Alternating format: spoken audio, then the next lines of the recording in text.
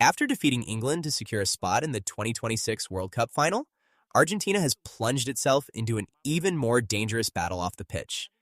Displaying a banner that read, Las Malvinas son Argentinas, the reigning champions now face potential sanctions from FIFA, leaving them with the agonizing possibility of losing key players just ahead of the final. The English are furious. The British media has labeled the gesture sheer arrogance. So, what exactly went down after the final whistle? To understand how a single post-match banner managed to outrage both FIFA and the United Kingdom, we must first look back at the grueling 90 minutes at Mercedes-Benz Stadium. According to several international outlets, this was no ordinary World Cup semifinal. It played out more like a street brawl than a football match. From the opening kickoff, the intensity was off the charts. Every challenge felt like a personal provocation. Bone-crunching tackles flew in one after another, and players did not hesitate to commit tactical fouls to disrupt their opponent's rhythm. Every square inch of the pitch was a literal battleground. The first half alone saw 19 fouls, 7 by England and 12 by Argentina. The opening 30 minutes were constantly disrupted by collisions and heated altercations between players. England struck first in the 55th minute, courtesy of a goal by Anthony Gordon. Yet, precisely when the pressure was at its peak, the reigning champions' championship DNA kicked in. Despite being in the twilight of his career, Lionel Messi delivered 2 world-class assists. Enzo Fernandez and Lautaro Martinez converted in the dying minutes, orchestrating a dramatic 2-1 comeback victory for Argentina. Minutes after the final whistle, a single act during the victory celebrations ignited an international storm. In front of tens of thousands of fans, midfielder Giovanni Lo Celso, along with teammates Nicolas Otamendi, Christian Romero, and Lisandro Martinez, hoisted a banner emblazoned with the words, Las Malvinas son Argentinas. This is far from a simple chant. The message refers to the Falkland Islands, a British overseas territory controlled by the United Kingdom, but claimed by Argentina as the Malvinas. The sovereignty dispute has dragged on for decades, peaking in the 1982 Falklands War, which claimed over 900 lives, including 255 British and 649 Argentine service members. Following the war, the United Kingdom retained control, and the Falklands-Malvinas sovereignty issue remains one of the most politically sensitive topics in British-Argentine relations. Because of this volatility, FIFA and United States security forces had implemented strict vetting processes for any banners or materials carrying political messages ahead of the semifinal. According to Argentine media, fans were strictly instructed not to bring flags, banners, or jerseys referencing the Malvinas into the stadium. Argentine Security Minister Alejandro Montaliva confirmed that all political, racial, or religious messaging was banned, admitting that the Malvinas are Argentine slogan indeed carries political weight. Reuters also reported that FIFA banned any Falklands Malvinas-related flags in the stands. Yet, in a twist no one anticipated, it was the Argentine players themselves who brought the message onto the pitch during their post-match celebrations. While the players' national pride and post-victory euphoria are understandable, the laws of international soccer are absolute. The pitch is no place for political statements. Specifically, the International Football Association board laws of the game state that players' equipment must not display any political, religious, or personal slogans, statements, or images. Similarly, the FIFA Code of Conduct strictly prohibits any banners that express political views or target another nation for political reasons.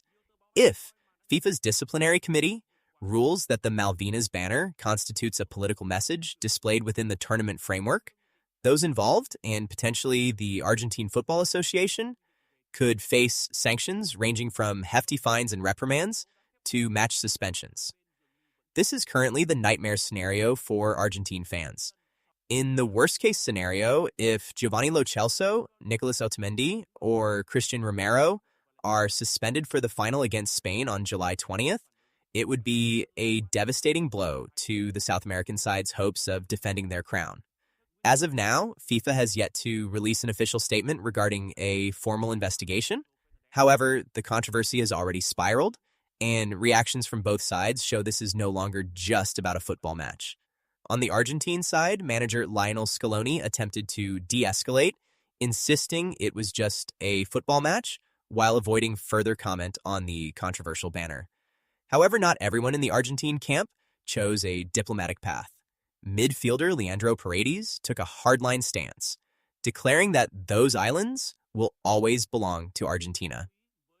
This statement quickly went viral, fueling the debate over whether the players were merely expressing raw emotion or deliberately sending a political message. Unsurprisingly, the British reaction has been fiercely hostile. United Kingdom tabloids accused Argentina of crossing a line. The Sun described the banner as arrogant, while the Daily Mail reported that the incident would almost certainly be referred to FIFA for violating political message regulations. It is clear that while the game is over, the clash is far from resolved. The friction was visible on the pitch immediately after the whistle. As Argentina celebrated their ticket to the final, England's Jude Bellingham unexpectedly approached and slapped the back of defender Valentin Barco's head. Barco spun around in retaliation, triggering a heated exchange of words between both squads, before coaching staffs and teammates managed to separate them. Sources suggest the clash stemmed from Barco celebrating provocatively in front of the England bench earlier, following Enzo Fernandez's equalizer. For Lionel Messi, defeating England carried a significance that transcended a typical World Cup semifinal. Speaking to Thai Sports, the 39-year-old superstar called it one of the most emotional wins of his career. He said, "This victory is unbelievable.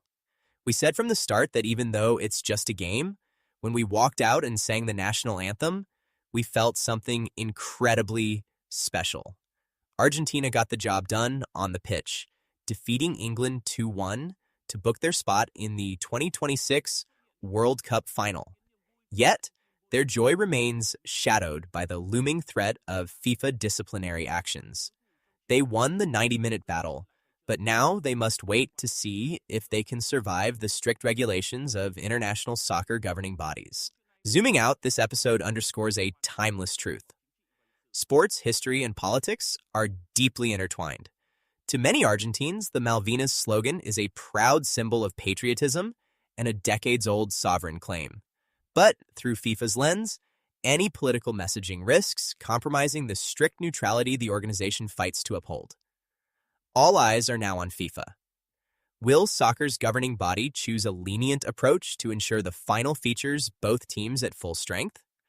Or will they enforce the rules strictly to send a clear message that the pitch is not a geopolitical soapbox? What do you think? Was the Argentine players' gesture a justified expression of patriotism? Or did they cross a boundary that should be strictly maintained in international sports? If you were the FIFA president, would you issue a harsh penalty to protect the game's neutrality? Or would you let it slide as an emotional outburst following a historically charged match? Let us know your thoughts in the comments below. Until next time, stay tuned for our next deep dive into the world of sports and geopolitics.